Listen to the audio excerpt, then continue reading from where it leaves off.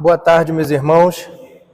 Na aula de hoje, dando continuidade ao estudo do Catecismo Maior de Westminster, nós vamos estudar o capítulo 4, que tem por tema a criação, que são as perguntas 15, 16 e 17. Na aula passada, o irmão Marlon falou sobre os decretos de Deus, que foram as perguntas 12, 13 e 14. Pergunta 12 foi: o que são os decretos de Deus? A 13. O que decretou Deus especialmente quanto aos anjos e aos homens? E 14. Como é que Deus executa os seus decretos? A resposta para a pergunta 14 é a seguinte: Deus executa os seus decretos nas obras da criação e da providência, conforme a sua presciência infalível e o conselho livre e imutável da sua própria vontade.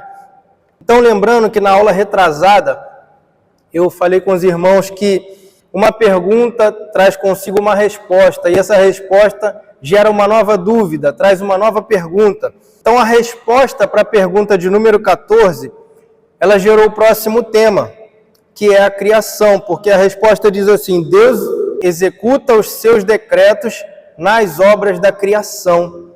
Então, o próximo tema seria a criação, que é o começo de tudo, que é o tema da série de sermões que o reverendo Joel tem trazido aqui aos domingos. E também foi tema da aula do ano passado da EBD, que foi trazida pelo presbítero Rafael, quando estudamos a Confissão de Fé de Westminster, que está também no capítulo 4. Essa aula está disposta lá no nosso canal do YouTube, então vamos dar início aqui. Tema criação. Nós passamos boa parte da nossa vida na escola ouvindo que nós somos descendentes dos macacos. As crianças, nos dias atuais, aprendem nas escolas que o homem veio do macaco. Também tem uma teoria de que o mundo surgiu através de uma explosão do Big Bang. Acho que todo mundo já ouviu falar, é uma das teorias mais famosas do mundo inteiro. Eu não sei quem já assistiu aquele filme Deus Não Está Morto, que traz a história ali de um professor que se diz ser ateu e um aluno cristão. Eles entram ali em conflito e o aluno tenta provar que Deus está vivo. E o professor dizendo que Deus está morto, que Deus não existe e tal, todo um debate. Então nós temos aí uma gama de cientistas, de biólogos, de influenciadores, de pensadores, de filósofos, que se empenham com todas as suas forças para afirmar que Deus não fez parte da criação. Mas quando nós pegamos o livro santo, a Bíblia Sagrada, qual é a primeira frase que tem na Bíblia? No princípio, criou Deus os céus e a terra. Então, a primeira frase da Bíblia, ela já vai de encontro a todas essas teorias. A primeira frase da Bíblia já gera uma polêmica que daria aqui uns 300 debates entre nós cristãos e os ateístas. Então, a primeira frase da Bíblia distorce tudo aquilo que a gente aprendeu no primário, no ginásio, até mesmo em algumas faculdades e universidades. Quando nós pegamos o Santo Livro, a Sagrada Escritura, e lemos: no princípio criou Deus os céus e a terra, podemos estabelecer alguns pontos. Primeiro ponto: houve um princípio para todas as coisas que nós vemos. Houve um começo. Segundo ponto: existe um Criador. E esse Criador, ele está acima desse princípio da criação, do tempo em que tudo começou. Esse Criador, ele não está preso ao tempo. Terceiro ponto: esse Criador é um Deus que criou e estabeleceu todas as coisas: céus, terra, o tempo, a vida, estabeleceu ordem em meio ao caos, estabeleceu limites, estabeleceu leis naturais, estabeleceu dias, noites, estações e tudo mais. Onde não havia nada, passou a existir todas as coisas. Então, na primeira frase da Bíblia, irmãos, já temos um tema aí de conferências e mais conferências. Somente o capítulo 1 de Gênesis. Se lêssemos aqui nos sermões de domingo, como o reverendo Joel leu alguns sermões atrás, no primeiro dia do início do tema, no princípio criou Deus os céus e a terra. Isso deveria ser capaz de colocar toda a igreja de joelhos em adoração, em reverência. Só essa frase tem o poder de nos trazer conforto, de nos trazer alegria, porque em uma única frase nós temos a certeza que o nosso Deus é o Senhor Deus Todo-Poderoso, soberano sobre todas as coisas. Porque este mesmo Deus foi aquele que estava num barco, no meio da tempestade, e ninguém entendeu quando ele disse assim: vento, cala-te, mar, aquieta-te. Porque uns olhavam para os outros e perguntavam: quem é este que até o vento e o mar lhe obedecem?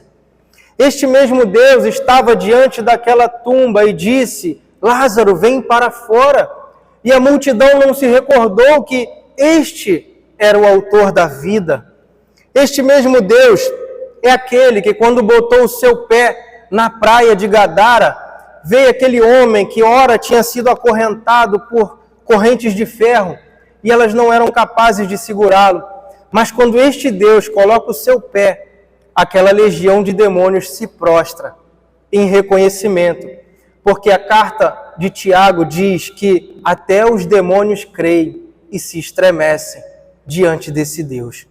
Então, quando nós lemos essa única frase, no princípio criou Deus os céus e a terra, Paulo chega a afirmar lá em Colossenses capítulo 1:16, que porque nele foram criadas todas as coisas que há nos céus e na terra, visíveis e invisíveis, sejam tronos, sejam dominações, sejam principados, sejam potestades, tudo foi criado por ele e para ele. Este é o Deus da nossa igreja, o autor da vida, o autor de todas as coisas. Então, irmãos, quando nós nos deparamos com essa primeira verdade bíblica, com essa primeira declaração da Bíblia, que no princípio criou Deus os céus e a terra, já seria motivo de alegria, conforto, regozijo, louvor, adoração, já seria motivo de poemas infindáveis, trazidos com músicas, com cânticos.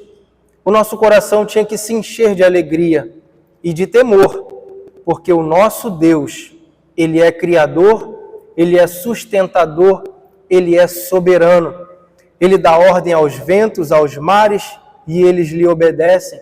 Ele dá ordem a um corpo que não tem mais vida, e este corpo torna a ter vida.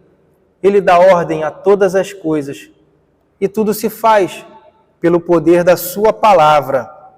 Então, nosso Deus, Ele é todo-poderoso, soberano, criador, eterno e está acima de todas as coisas.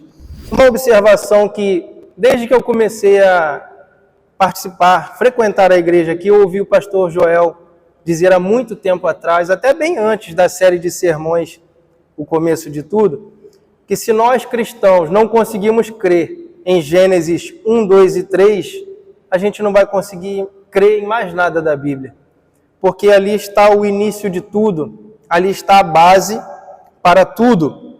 E quando a gente pega esse texto de Gênesis, a gente tem que ler como uma narrativa, porque ele é uma história. Nós temos que entender que aquilo de fato aconteceu da maneira que está descrita. Não é uma alegoria, não é um poema, não é um cântico metafórico.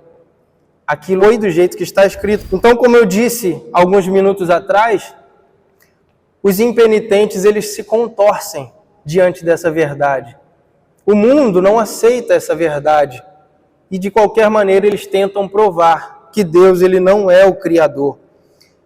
E aí, na verdade, irmãos, é preciso ter mais fé para acreditar que o mundo nasceu de uma explosão do que de um Deus Criador.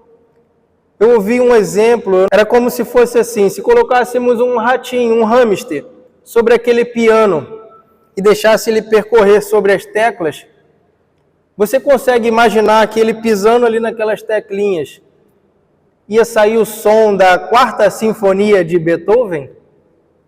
É praticamente impossível, irmãos. Então, como que uma faísca no meio do nada ia gerar algo tão grandioso e tão majestoso? Porque você observa, eu não vou nem entrar em leis da física nem nada disso.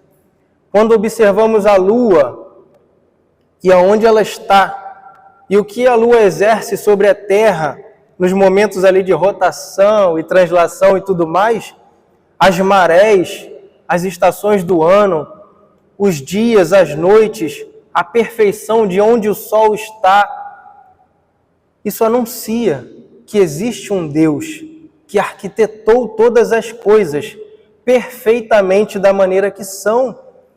Porque, irmãos, tem que ter muita fé para eu acreditar que uma fagulha no meio do nada gerou tudo isso. É mais fácil eu ser cristão do que eu ser um ateu. É mais fácil eu crer que existe um Deus que fez todas as coisas. Porque todas as coisas operam de maneira perfeitamente harmoniosa. E um dia faz declaração ao outro dia. Uma noite faz declaração a outra noite de que existe um Criador, de que existe um arquiteto, que quis que as coisas fossem do jeito que são. Isso é lindo, irmãos. Mas, quanto ao mundo, aos impenitentes, Paulo escreveu aos Romanos, no capítulo 1, versículo 21, dizendo assim: porquanto, tendo conhecido a Deus, não o glorificaram como Deus, nem lhe deram graças, antes em seus discursos se desvaneceram e o seu coração insensato se obscureceu. Verso 22, dizendo-se sábios, tornaram-se loucos. Verso 25, pois mudaram a verdade de Deus em mentira e honraram e serviram mais a criatura do que o Criador, que é bendito eternamente. Amém. Então, meus irmãos, eu acho que o capítulo 1, 2 e 3 e o estudo de hoje, juntamente com a série de sermões que está sendo expostas aqui aos domingos, o título é O Começo de Tudo, tem as pregações lá no canal da igreja, os irmãos que não puderam estar aqui presencialmente assistam. É bem oportuno, porque a gente vive num mundo que outros princípios estão dominando o sistema. E o homem, como Paulo disse aqui aos Romanos, está tendo a sua visão obscurecida e está se afastando de Deus. Precisamos voltar aos princípios da Bíblia. Então, no nosso estudo do Catecismo Maior, que visa afirmar e visa apontar para verdades bíblicas, para sanar essas questões, esses debates, a pergunta de número 15 diz assim: o que é a obra da criação? E a resposta: a obra da criação é aquilo que Deus realizou no princípio, pela palavra do seu poder, ao fazer do nada o mundo e tudo o que nele há para si mesmo no intervalo de 6 dias, e tudo era muito bom. Então é um resumo de tudo aquilo que eu tentei já falar. A obra da criação é o que Deus realizou no princípio. Deus estabeleceu um princípio para nós e para a sua criação. E Ele fez isso pelo poder da sua palavra. E Ele fez isso a partir do nada. Não havia nada. E Deus fez todas as coisas. Ele não pegou algo que já existia para transformar. Ele pegou o nada, o vazio, o vácuo e criou todas as coisas para si mesmo, no intervalo de 6 dias. E tudo era muito bom.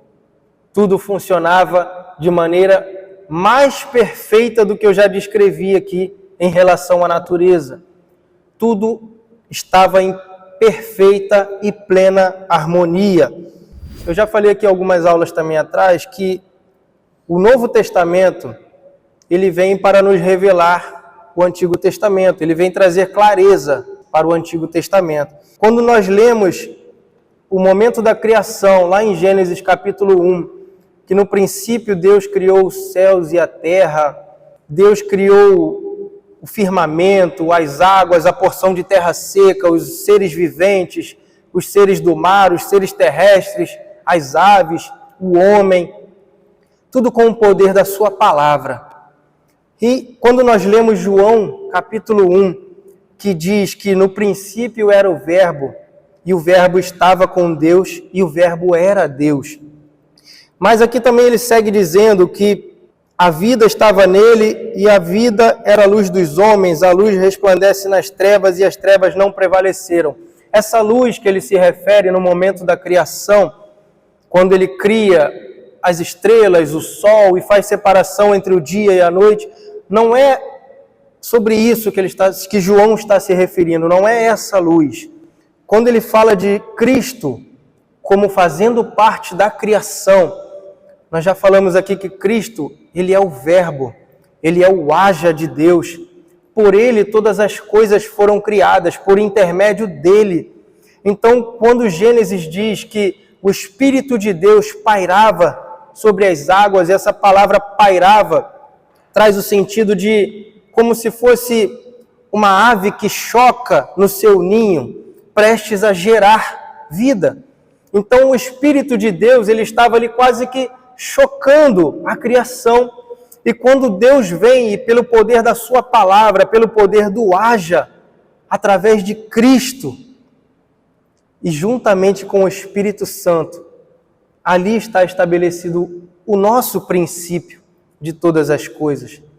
Então ali é gerado os céus, a terra, a vida, a luz dos homens, o fôlego de vida, tudo parte daquele momento, irmãos. Na aula retrasada que eu trouxe o tema, a Santíssima Trindade, e eu também disse que o Pai, o Filho e o Espírito de Deus estavam juntamente no momento da criação. Aqui no tema, a criação, nós entendemos como eles trabalhavam, como eles operaram de maneira harmoniosa entre si.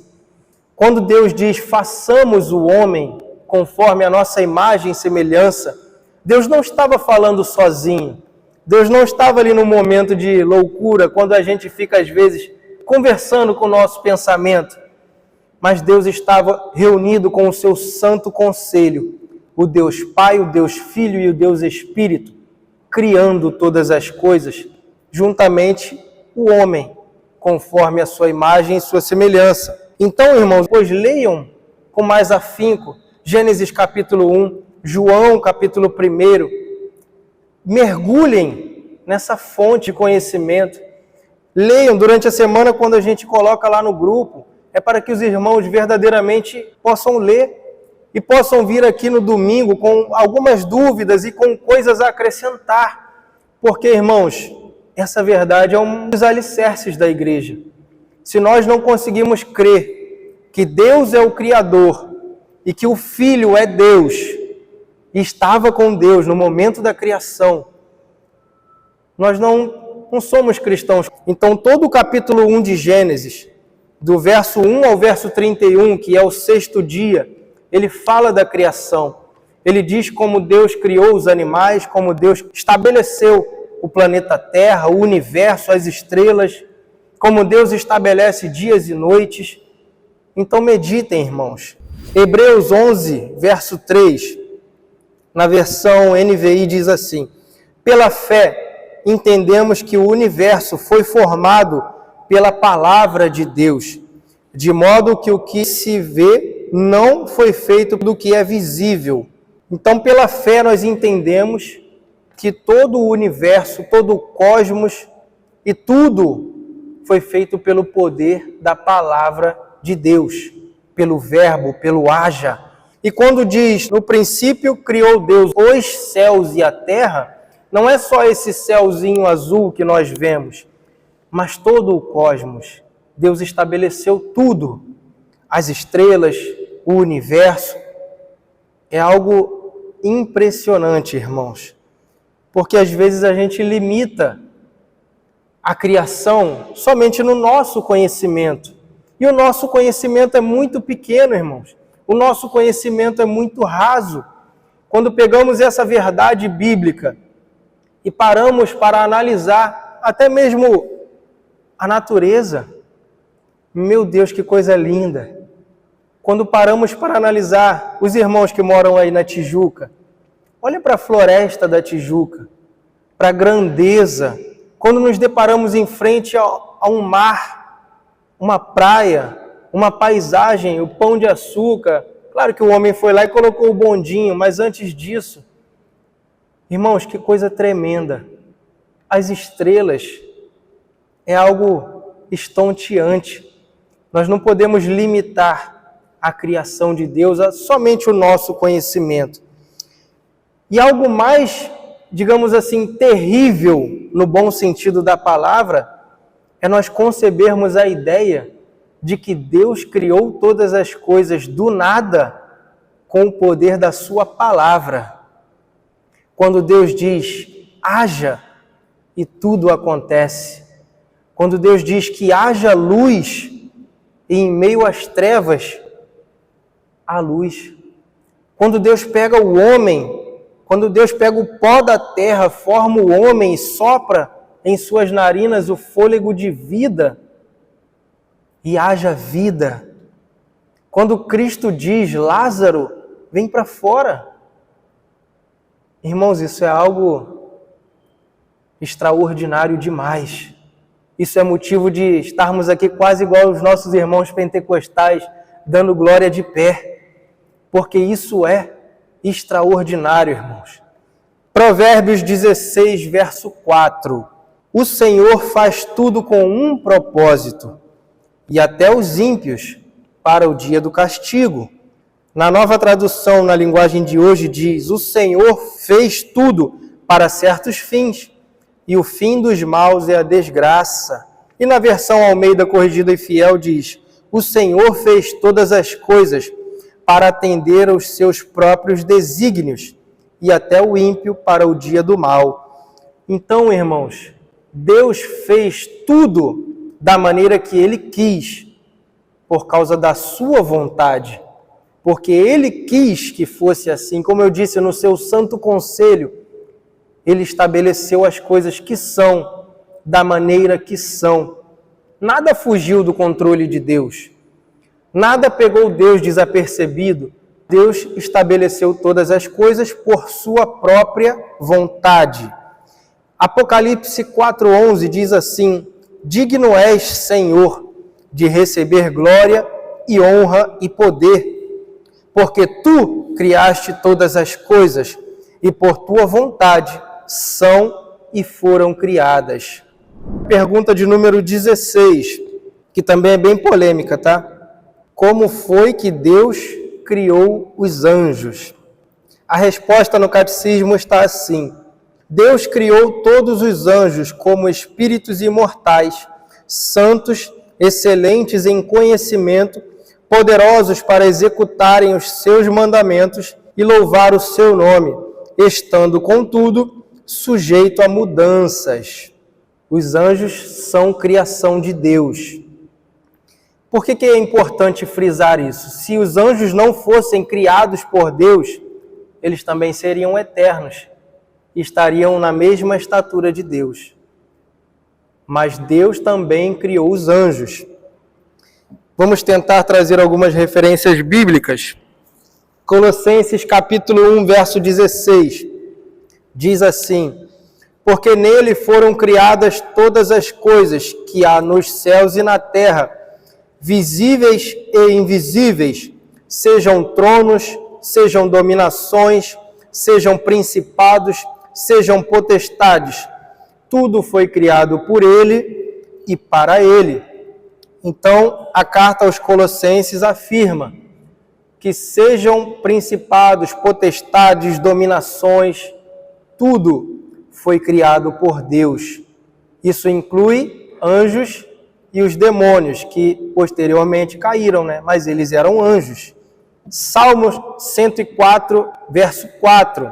Faz dos seus anjos espíritos, dos seus ministros, um fogo abrasador. Isso também está em Hebreus 1, 7. A mesma declaração. Mateus 22, 30 diz assim: porque na ressurreição nem se casam, nem são dados em casamentos, mas serão como os anjos de Deus no céu.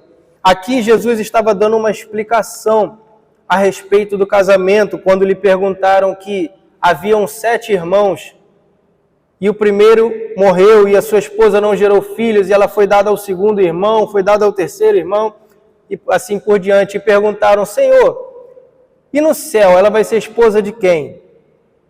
Jesus responde: na ressurreição seremos igual aos anjos, que não se casam e não são dados em casamentos. Judas, verso 6, diz assim: e aos anjos que não guardaram o seu principado, mas deixaram a sua própria habitação, reservou na escuridão e em prisões eternas até o juízo daquele grande dia. Então Judas afirma que houveram anjos que não guardaram a sua santidade, ou seja, eles estavam sujeitos à queda, como diz a resposta da pergunta 16 do Catecismo. Eles estavam sujeitos a mudanças. Existem muitos questionamentos. Vou trazer algumas perguntas e vocês respondam para vocês. Vamos ver se depois não vai ter dúvida quanto a isso. No Éden, os anjos já haviam caído. Existem algumas teorias que, quando fala que o Espírito de Deus pairava sobre as águas e a terra era sem forma e vazia, que ali, na verdade, já havia tido uma terra anterior. E quando houve a queda de Satanás e levou consigo a terça parte dos anjos, houve ali uma grande batalha. E Deus destruiu tudo, e por isso a terra ficou sem forma e vazia. Como os irmãos creem que Satanás entrou na serpente? Como que aconteceu? A serpente falava? A serpente tinha pernas? Como que aconteceu? Alguém tem dúvidas em relação a isso? Porque perceba que quando a serpente engana Eva e o homem e a mulher caem, o que Deus diz para a serpente? Que ela rastejará sobre o seu ventre. Ué, então quer dizer que ela tinha pernas?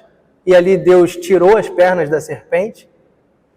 Mas quando a serpente falou com Eva, por que ela não saiu correndo de medo? Será que os animais falavam? Como que aconteceu que no livro de Jó diz que estava havendo uma reunião e do nada Satanás vem e Deus pergunta para ele: onde você estava? Eu estava passeando pela terra, rodeando a terra. Então, irmãos, nós temos que ter bem claro uma coisa. Muitas coisas nós não vamos conseguir responder, porque Deus não quis revelar. Mas tudo o que precisamos saber, a Bíblia traz. Eu já vi irmãos perguntando: quantos anos tem a Terra? Milhões? Bilhões? Tem um estudioso aí, teve no passado, que fez a contagem da genealogia. Não sei se ele... Agora eu não me recordo, não sei se foi 4 ou 6 mil que ele chegou à conclusão de anos que a Terra tem, contando a genealogia de Cristo para trás, até Adão. Como que nós cristãos lidamos com essas coisas? Como fica a nossa fé diante desses debates, irmãos? Quando falamos que Deus criou todas as coisas, inclusive os anjos, e os anjos que eram perfeitos pecaram e caíram, como fica a nossa fé diante disso? Como fica a nossa fé quando olhamos para a verdade bíblica que diz que Deus viu que a sua criação era boa? Alguém aqui já se questionou: mas se tudo era tão perfeito e tudo era tão harmonioso, por que Eva foi dar ouvido à serpente e foi pegar do fruto e foi dar ao seu marido? E por que eles pecaram se eles eram santos? Por que os anjos caíram se eles eram santos e eram perfeitos? Com relação à pergunta e a resposta número 16. Na resposta diz assim: Deus criou todos os anjos como espíritos imortais, santos, excelentes em conhecimento, poderosos para executarem seus mandamentos e louvar o seu nome, estando, contudo, sujeito a mudanças. Esse sujeito a mudanças, será que até o dia de hoje os anjos ainda estão sujeitos a mudanças? Como nós, homens, pecamos a todo instante? Alguém quer se arriscar a responder? Salmo 103:20 diz assim: bendizei ao Senhor, todos os seus anjos, vós que excedeis em força, que guardais os seus mandamentos, obedecendo a voz da sua palavra. E Hebreus 1,14 diz: não são, porventura, todos eles espíritos ministradores enviados para servir a favor daqueles que hão de herdar a salvação. Então a função dos anjos é servir aqueles que hão de herdar a salvação. Só frisando isso, irmãos, a importância de crer que os anjos também são criaturas de Deus. E no princípio, lá no momento da criação, quando Deus os criou e eles estavam sujeitos a mudanças, e houve a queda dos anjos, isso está explícito na Bíblia, esses anjos que já caíram serão condenados. Pergunta de número 17. Como foi que Deus criou o homem? Resposta: depois que Deus fez todas as outras criaturas, Ele criou o homem, macho e fêmea. Formou o corpo do homem do pó da terra e a mulher da costela do homem. Dotou-os de almas viventes, racionais e imortais. Ele os fez segundo a sua própria imagem, em sabedoria, justiça e santidade, com a lei de Deus gravada em seus corações e capacidade para cumprirem, com poder sobre todas as criaturas, contudo, sujeitos a cair. Gênesis 1:27 diz que o homem, quando foi criado macho e fêmea, homem e mulher. Também diz que o homem foi criado à imagem de Deus. Diz assim, e criou Deus o homem à sua imagem, a imagem de Deus o criou. Homem e mulher os criou. Colossenses 3:10 traz uma ideia de que a imagem de Deus compreende sabedoria. Efésios 4:24 diz que essa imagem também compreende justiça e santidade. Colossenses 3:10 diz assim, e vos vestiste do novo, que se renova para o conhecimento, segundo a imagem daquele que o criou. Como eu disse, a imagem de Deus abrange, compreende, melhor dizendo, sabedoria, justiça e santidade. Então essa imagem que nós temos de Deus, a sua imagem e semelhança, não é que Deus é parecido conosco, que Deus tem mãos, pés, pernas e tudo mais. Essa imagem que a Bíblia diz, fala de justiça, sabedoria e santidade. Então, para entendermos o termo sabedoria, Colossenses 3:10, os termos justiça e santidade, Efésios 4:24, que diz, e vos revistais do novo homem, que segundo Deus é criado em verdadeira justiça e santidade. Quando a Bíblia diz que nós somos feitos à imagem do Senhor, e essa imagem está manchada pelo pecado, reflete o entendimento de que Deus nos dotou de justiça, sabedoria e santidade. O pecado manchou isso, mas é esse o termo que a palavra quer dizer. Romanos 2:14 e 15 traz o entendimento de que a raça humana foi criada com lei moral em seu coração. Eclesiastes 7:29 diz que a raça humana foi criada com capacidade de cumprir a lei de Deus. Gênesis 1:26 e Salmo 8, de 6 a 8, traz a ideia de que a raça humana recebeu domínio sobre todas as coisas. Quando Deus cria todas as coisas e posteriormente cria o homem, e Deus dá uma ordem, dominem sobre todas as coisas. Reverendo Joel trouxe uma observação aqui em uma das pregações, que Deus nos deu o poder até de remir o tempo. Nós temos que ter domínio sobre o nosso tempo, irmãos. Sobre todas as coisas. Foi uma ordem de Deus. Sujeitem todas as coisas. Amém? Uma observação que está disposta na pergunta é que o homem foi feito do pó da terra. Gênesis 2:7 diz isso. E o homem foi feito alma vivente. E a mulher foi feita da costela do homem. É curioso também nós notarmos que os nossos elementos químicos, a criação do homem, tem os mesmos elementos naturais da terra, da natureza. O que é encontrado no homem é encontrado na natureza. Porque Deus fez o homem do pó da terra, do barro, como a gente costuma dizer. Mas Deus sopra sobre suas narinas o fôlego de vida. O homem foi criado de maneira racional e com uma alma eterna, vivente, eterna. Tem aqui várias passagens bíblicas, mas não vai dar muito tempo. Esse é um assunto muito extenso, irmãos.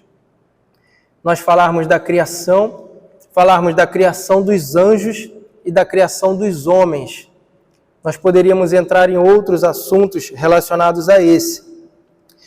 Mas eu vou deixar só uma observação aqui. Para nós que somos homens criados por Deus, seres viventes, temos uma alma eterna. Isso está explícito na resposta para a questão de número 17. E eu trouxe aqui referências bíblicas, que está lá em Lucas 23:43 e Mateus 10:28. A nossa alma, ela é eterna e ela vai viver eternamente. Vou só resumir o que eu coloquei aqui.